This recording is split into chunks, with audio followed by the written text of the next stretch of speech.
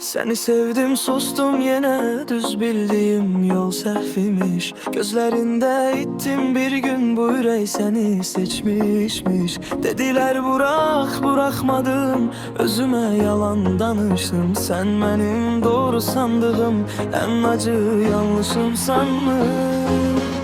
Ne kadar kaçsam da senden, adın düşür dualarım ama sen gittin benden yine gecelerin ortasına.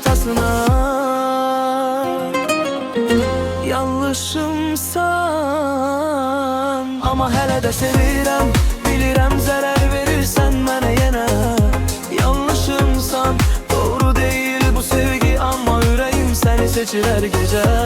Yanlışımsan dönmemeliyim sana, bunu aklım değil kalbim yok. Sen benim en büyük səhvim, vazgeçebilmedim yok.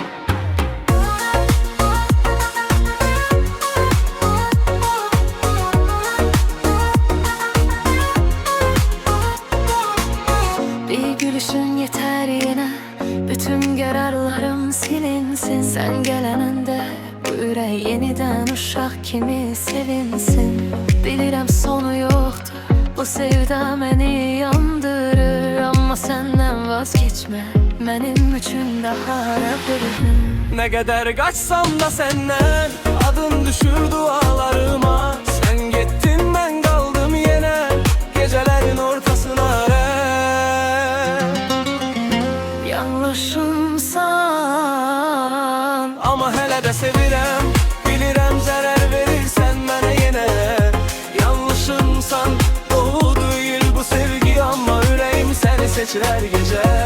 Yanlışımsan dönmemeliyim sana, bunu aklım değil kalbim yok.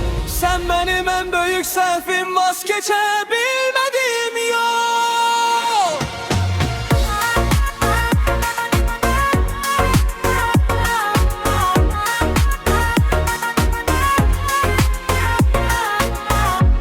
Belki bir gün anlayarsan nece yandığımı sensiz. Ben seni sevdiğim için özümü yitirdim, bilirsen mi? Yanlışımsan ama hele de sevirem, bilirem zarar verirsen bana yine. Yanlışımsan, doğru değil bu sevgi ama yüreğim seni seçir her gece. Yanlışımsan dönmemeliyim sana, bunu aklım değil kalbim yok. Sen benim en büyük səhvim, vazgeçebilmedim